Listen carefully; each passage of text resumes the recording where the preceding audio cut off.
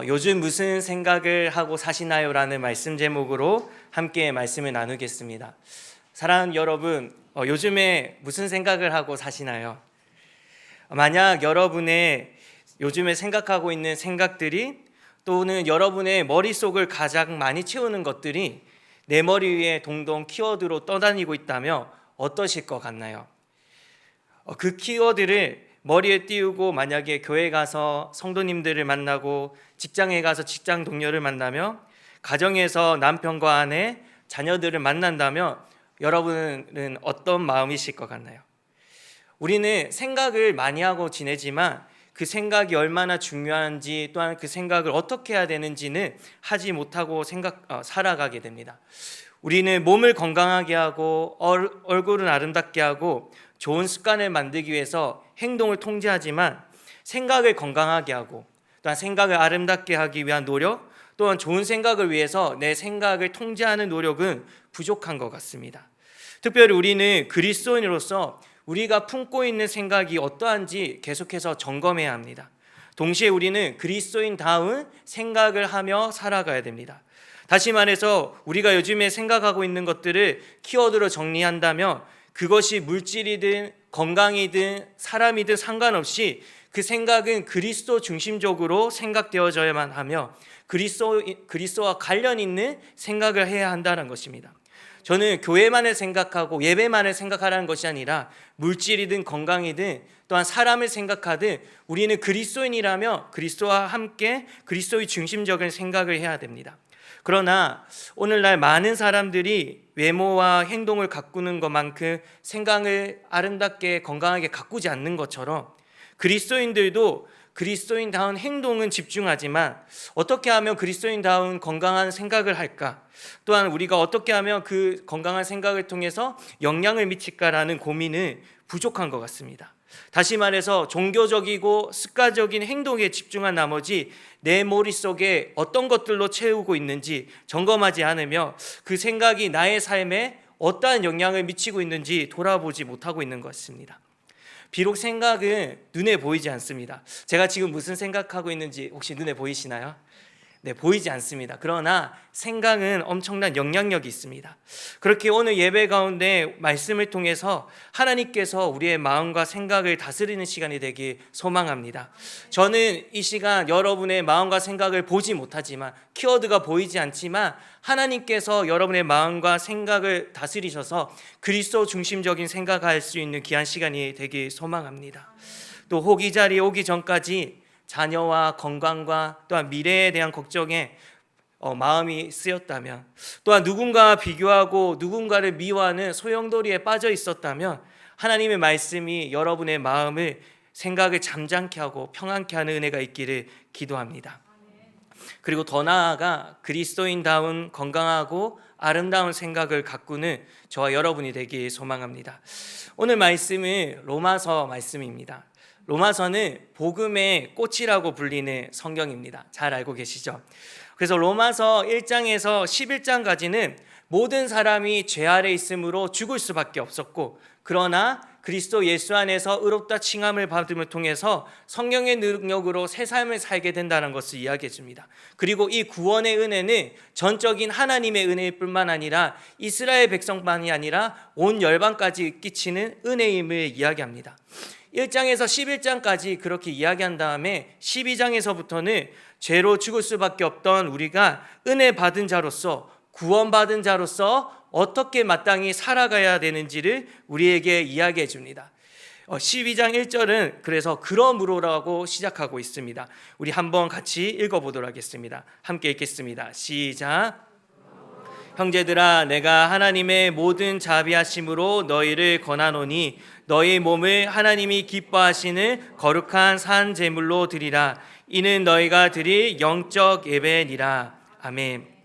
사도 바울이 1장에서 11장까지 하나님의 모든 자비하심 구원의 은혜를 기억하면서 그 은혜에 근원하여서 사람들에게 권면하고 있습니다. 다시 말해서 1장에서 11장까지 기록했던 그 은혜를 기억한다면 너희 몸을 하나님이 기뻐하시는 거룩한 산 제물로 드리는 것이 마땅하다고 이야기합니다. 그렇다면 너희 몸을 하나님이 기뻐하시는 거룩한 산 제물로 드린다는 것은 어떤 것일까요? 우리의 몸을 실제로 산 제물로 드리라는 것이 아니라 우리의 삶 전체를, 우리의 모든 영역을 하나님께 드려야 한다고 이야기하는 것입니다. 다시 말해서 우리 삶 전체를 하나님께 드리는 것이 마땅한 드릴 영적 예배니라라고 있습니다. 그런데 여기서 이 영적 예배를 우리 한번 유심 있게 보기 원합니다. 이 영적 예배를 원어를 통해서 보게 되면 합리적인 예배라고 할 수 있습니다. 쉽게 이야기하면 1장에서 11장까지 하나님의 자비하심과 은혜를 기억한다면 우리의 삶 전체를 하나님께 드리는 예배가 이성적으로 생각해봐도, 내가 은혜를 받은 사람이기 때문에 아무리 생각해보고 이성적으로 생각해봐도 우리의 온몸을, 우리의 삶 전체를 드리는 것이 마땅하고 합리적인 예배라고 이야기하는 것입니다. 사도 바울은 은혜 받은 자로서 어떻게 살아가야 되는지의 첫 번째에서 우리의 삶을 전체를 드려야 된다고 이야기하고 있는 것입니다. 주일의 삶만이 아니라 7일의 삶 전체를 드려야 한다고 우리에게 이야기하고 있는 것입니다.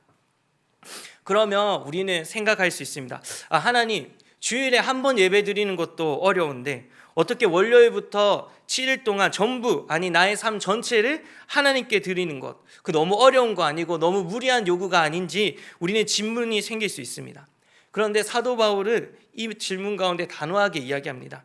우리가 얼마나 큰 죄인인지 깨닫고 우리가 얼마나 큰 은혜를 받았는지를 깨닫는다면 우리의 삶 전체를 드리는 것은 굉장히 이성적이고 마땅한 것이고 합리적인 것이라고 이야기합니다. 사랑하는 여러분, 뿐만 아니라 사도 바울은 지금 하루 종일 7일 내내 예배만 드리라는 것이 아닙니다. 몸이란 단어, 재물이란 단어, 예배라는 단어를 사용함으로써 이 한 흐름으로 이해하기 쉽게 표현한 것이지 모든 것을 예배로 드리라는 것이 아닙니다. 예배의 주인이신 하나님께 예배하듯 우리의 삶을 드리라는 것입니다. 다시 말해서 무엇이든지 먹든지 마시든지 하나님의 영광을 위해서 살아가라고 우리에게 권면하고 있는 것입니다.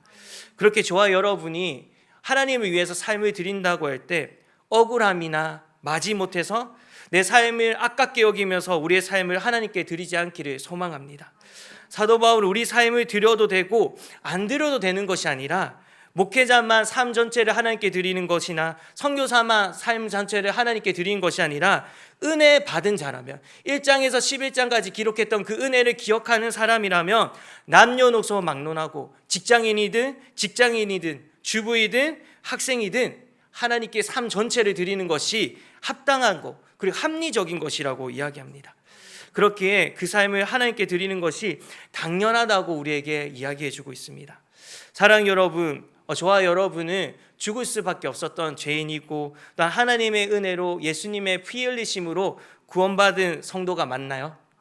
네, 그렇다면 저와 여러분은 은혜 받은 자로서 이성과 감정이 동의되어서 마땅히 즐거이 사랑함으로 우리의 삶을 하나님께 드릴 수 있는 성도가 되길 간절히 소망합니다. 그러면서 어떻게 하면 은혜 받은 자로서 하나님께 삶을 마땅히 드릴 수 있는지 2절 말씀을 통해서 우리에게 이야기해 주고 있습니다. 우리 2절 말씀 한번 같이 읽겠습니다. 함께 읽겠습니다. 시작. 너희는 이 세대를 본받지 말고 오직 마음을 새롭게 함으로 변화를 받아 하나님의 선하시고 기뻐하시고 온전하신 뜻이 무엇인지 분별하도록 하라. 아멘. 오늘 핵심 말씀입니다. 사도 바울은 은혜 받은 자로서 하나님께 삶을 드리는 것이 마땅하다고 이야기해 준 다음에 2절 말씀 뒤에는 나오는 여러 가지 은사도 있고 교회나 세상에서 행동해야 될 구체적인 행동가짐도 있고 윤리 이야기하기에 앞서 마음과 생각에 대해서 우리에게 먼저 이야기해 주고 있습니다. 우리 2절 말씀의 첫 번째로 바울은 이 세대를 본받지 말라라고 우리에게 이야기해 줍니다. 여러분, 여기서 이야기하는 세대란 단순히 어떤 한 세대를 이야기하는 것이 아니라 시대의 공기, 가치관, 생각 패턴, 다시 말해서 유행, 이 세상에서 말하는 가치관이라고 할 수 있습니다. 이 말은 세상이 너한테 말하는 생각 패턴 그대로 살아가지 말라라고 우리에게 이야기해 줍니다. 세상은 우리에게 매일같이 생각을 밀어넣습니다. 야, 너가 느끼는 대로 사는 것이 요즘 트렌드야. 사람들이 널 인정하게 만들어. 돈이 최고야라고 우리에게 계속해서 이야기합니다. 그러나 사도 바울은 이야기합니다. 그 시대가, 그 시대의 흐름이, 시대의 가치가 아무리 그렇다고 할지라도 그 틀을, 그 생각을 적극적으로 거부하라고 이야기하고 있습니다. 사랑하는 여러분, 죄는 어디에서부터 시작한다고 생각하시나요? 죄는 몸에서부터 시작할까요? 아니면 행동에서부터 시작할까요? 죄는 생각에서부터 시작됩니다. 창세기 3장 말씀을 보면 뱀이 하와에게 와서 이렇게 이야기합니다. 하나님이 참으로 너희더러 동산 모든 나무의 열매를 먹지 말라 하시더냐? 이렇게 묻습니다. 그런데 이것은 단순한 질문이 아닙니다. 하나님의 선하심에 대한 의심을 하게 하는 생각을 넣는 것입니다. 뱀이 아나콘다와 같이 하와를 칭칭 가면서 선악과를 따먹게 했던 것이 아닙니다. 하와를 힘으로 끌고 가지 않고 생각으로 끌고 갔습니다. 하나님의 선하심에 대한 의심. 하나님이 진짜 왜 그렇게 말하셨지? 선악과를 먹으면 눈이 밝아진다는데 그 생각을 넣게 했다는 겁니다. 이것은 단순한 말이 아니라 하나님의 해석을 바꾸는 시도였습니다. 하나님은 너에게 좋은 것을 주지 않을 수도 있다라는 의심을 만들게 했다는 것입니다. 하와가 이 생각을 받아들였을 때부터 이미 죄는 시작되었던 것입니다. 하와가 선악과를 따먹는 것부터 죄가 시작된 것이 아니라 이 생각을 받아들이는 순간부터 죄는 시작되었습니다. 그래서 존 오웬은 이렇게 이야기합니다. 죄는 먼저 마음을 점령하고 그 다음 몸을 점령한다. 다시 말해서 우리의 행동을 먼저 죄가 우리를 만드는 것이 아니라 우리의 마음을 점령한 다음에 자연스럽게 죄의 행동이 나오도록 만든다는 것입니다. 그렇다면 사단이 죄를 인류 첫 타락에만 생각을 사용했을까요? 그것이 아니라 우리를 사랑하여 우리를 위해서 이 땅에 오신 예수님을 배신하는 일에도 이 생각이라는 것을 사용했습니다. 요한복음 13장 2절 말씀은 이렇게 기록합니다. 우리 함께 읽겠습니다. 함께 읽겠습니다. 시작.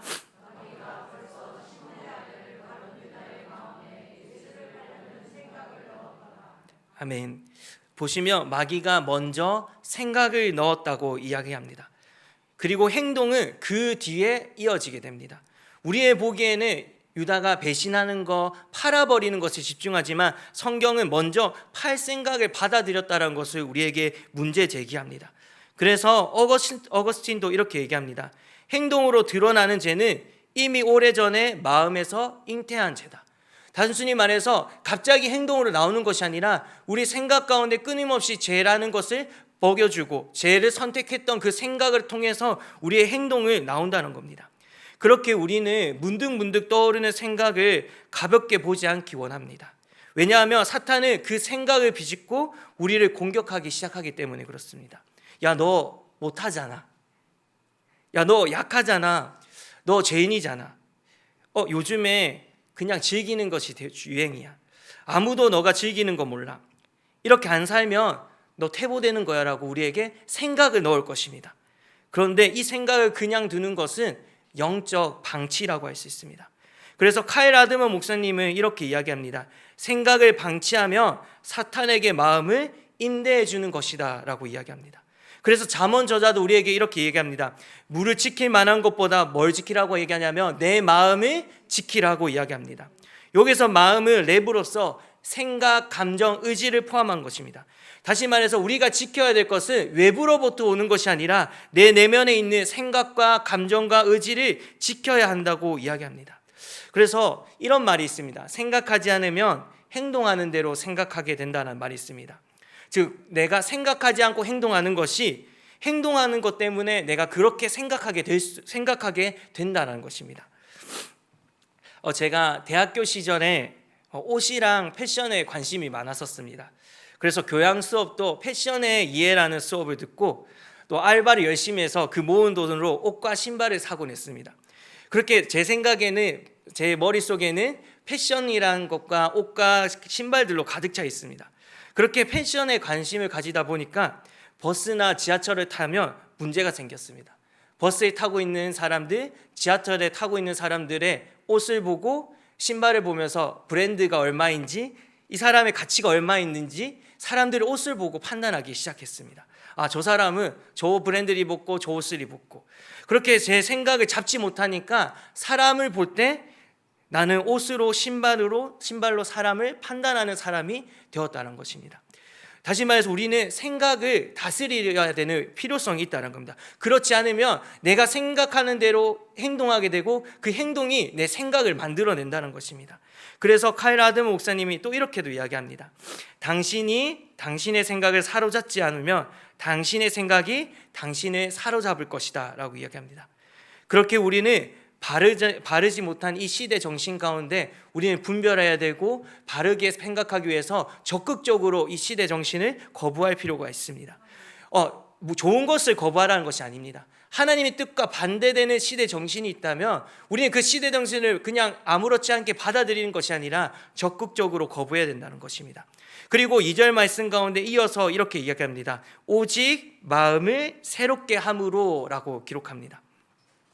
여기서 마음 또한 단순히 사람의 마음을 얘기하는 것이 아니라 생각, 인식 해서 특별히 사고의 틀을 이야기합니다. 그래서 이 새롭게 하다라는 것은 계속적으로 지속적으로 새롭게 하라는 것입니다.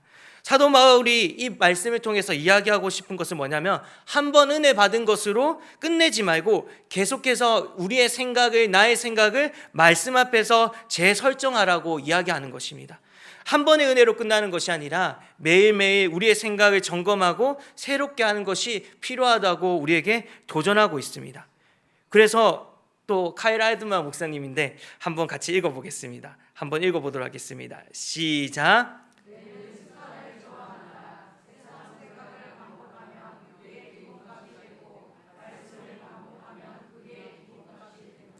네, 우리는 우리의 뇌는 습관을 좋아합니다. 그래서 세상 생각을 계속 반복하게 되면 내가 거치지 않고 내가 절제하지 않고 통제하지 않으면 세상 생각을 계속하게 되다 보면 그것이 나의 삶이 되고 행동으로 이어진다는 것입니다. 그러나 말씀을 우리가 생각하게 되면 그것이 기본값이 되어진다는 겁니다. 그렇기 때문에 우리가 아침에 가장 먼저 무엇을 보는지가 너무나 중요합니다. 하루 중에 가장 많이 생각을 머무르고 있는 것이 무엇인지가 중요하다는 겁니다. 잠들기 직전에 내가 보고 있는 생각이 무엇인지 그것이 중요하고 이것이 우리의 영성이 된다는 것입니다. 다시 말해서 특별히 행동하는 사람, 어떤 영적 카리스마 있는 사람이 영성 있는 사람이 아니라 내 머릿속을 채우고 있는 그것이 우리의 영성이라고 이야기하는 것입니다. 그렇게 저와 여러분은 매일 마음을 새롭게 함으로 영성 있는 그리스도인이 되기 소망합니다. 특별히 이 영성 있는 그리스도인이 되기 위해서는 우리는 핸드폰을 잘 관리해야 되는 것 같습니다. 여러분, 알고리즘이 여러분의 보고 있는 그 알고리즘을 누군가 공개한다면 그것에 그리스도인에 관한 그 알고리즘인지 한번 점검하기 원합니다. 그래서 제 생각에는 핸드폰을 잘 관리하는 것도 영성 있는 그리스도인이 되는 비결이라고 생각합니다. 그리고 나서 사도 바울은 또 이어서 이야기합니다. 변화를 받아라라고 기록합니다. 여기서 변화는 예수님이 변화산에서 변하셨을 때 그 단어를 이야기합니다. 겉만 바뀌는 것이 아니라 본질이 바뀌는 것을 이야기합니다. 완전히 형질이 완전히 속까지 새롭게 바뀌는 것입니다. 단순히 트랜스포머, 변화되는 것이 아니라 완전히 새롭게 변화되는 것을 이야기합니다. 그래서 여기서 중요한 것은 변화라가 아니라 변화를 받으라고 이야기하고 있습니다.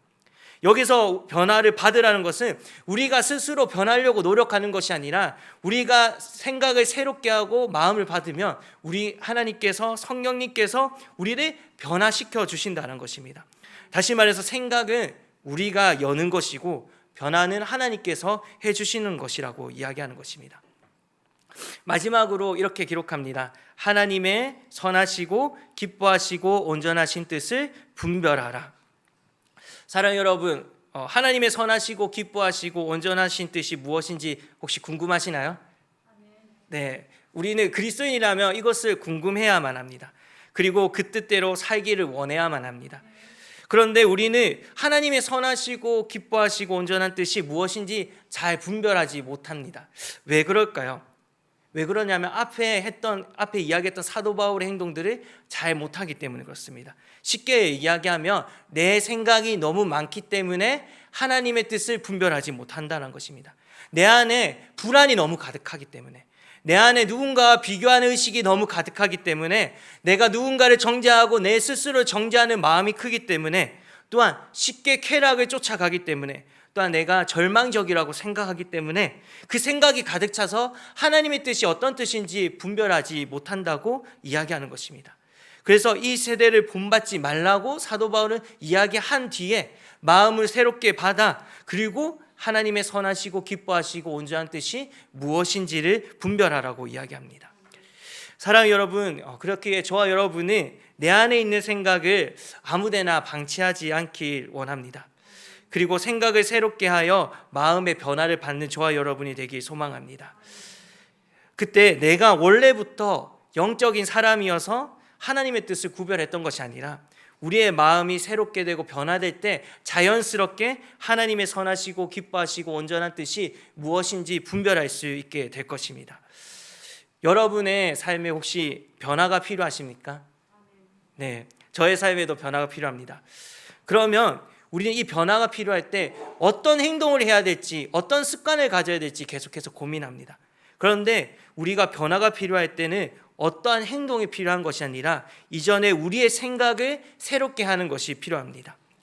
사랑하는 여러분, 저는 때로 여전히 생각을 내버려둬서 실수하곤 합니다.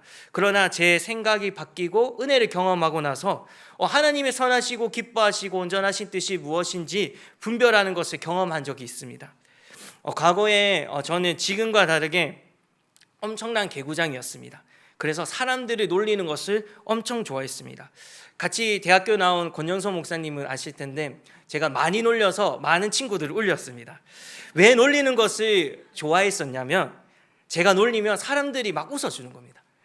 근데 그 웃어주는 것이 너무 좋아서 아무 생각 없이 그냥 놀리는 것이 버릇이 되었습니다. 그래서 사람들 놀릴거리를 떠올리고 다니곤 했습니다. 그래서 처음에는 아무 생각 없이 놀렸는데 나중에는 놀리려고 놀릴거리를 생각하게 됩니다. 그래서 사람들 볼 때 저 사람은 이거 놀리면 재밌겠다라고 생각하기 시작합니다. 그리고 하루는 아무 생각 없이 교회 안에서도 한 친구를 놀리고 있었습니다. 그런데 청년부 전도사님이 저를 따로 부릅니다. 목사님이었습니다. 그러면서 저에게 이야기합니다. 야, 은서가 너는 사역자 될 사람 아니야? 사역자는 사람을 살리는 사람이 되는데 왜 너는 사람을 아프게 하고 사람을 죽이는 말을 하니? 그때 깨닫게 되고 제 생각을 돌아보게 됩니다. 내가 아무 생각 없이 놀렸고 그 놀리는 것이 습관이 되니까 어떻게 하면 잘 놀릴지를 생각하고 있는 것을 보게 됩니다. 그리고 그때부터 결단하게 됩니다. 나는 이제 웃기는 사람이 되지 않아도 돼. 사람들을 재밌게 하지 않아도 돼. 다시는 사람들을 놀리며 사람들을 아프지 않겠다고 다짐하게 됩니다. 그리고 나서 이제 놀리는 것을 잘 하지 않게 됩니다. 그리고 오히려 장점을 보고 사람을 살리려는 말을 하려고 노력합니다. 그리고 뿐만 아니라 큰 변화가 있었습니다. 예전에는 옷을 보고 사람을 판단하였다고 했습니다. 그래서 눈썰미가 좋았어요. 사람이 머리를 바뀌면 또한 옷을 바뀌면 이 사람이 얼마인지를 알기 위해서 눈썰미가 좋았는데 이제 생각을 바꾸고 나니 옷을 보던 눈썰미가 사람의 표정을 보기 시작하고 사람의 마음을 보기 시작합니다. 하나님께서 저의 생각을 바꾸시고 생각을 바꾸니까 그 사람을 사랑할 수 있는 방법으로 하나님이 원하시는 뜻, 하나님께서 원하시는 뜻이 무엇인지 분별할 수 있는 지혜를 주신다는 겁니다. 여러분, 사람은 잘 안 바뀝니다. 맞습니다. 그런데 사람은 잘 안 바뀌지만 하나님은 모든 것을 하실 수 있습니다. 왜냐하면 예전에도 얘기했는데 우리 하나님은 유능하신 하나님이 아닙니다. 다재다능하신 하나님이 아닙니다. 우리 하나님은 유에서 무로 이 세상을 창조하셨고 죄에서 생명으로 바꾸신 전능하신 하나님이기 때문에 사람은 잘 바뀌지 않지만, 사람의 고유된 습성은 잘 바뀌지 않지만 하나님께서 우리의 생각을 만지신다면, 우리의 생각을 새롭게 하신다면 우리는 바뀌어서 누군가를 살리는 사람, 그리고 하나님의 온전하시고 선하시고 기뻐하시는 뜻이 무엇인지 분별할 수 있는 사람이 될 줄 믿습니다. 그렇기에 오늘도 우리 함께 기도했으면 좋겠습니다. 기도할 때 우리 가운데 어떤 종교적인 행동, 나의 습관을 이야기하는 것이 아니라 하나님, 내가 지금 사고하고 있는 거, 내 머릿속에 가득 찬 이 생각들 가운데 하나님이 원하시는 생각하는 사람이 되기 원한다고. 나는 이 생각을 이겨낼 힘이 없지만 전능하신 하나님께서 내 가운데 찾아오는 불안과 염려에 대한 생각을 거절하게 하여 주시고 밀어내게 하여 주시고 하나님의 뜻을 바라보길 원한다고 이 시간 우리 함께 찬양하며 나아가도록 하겠습니다.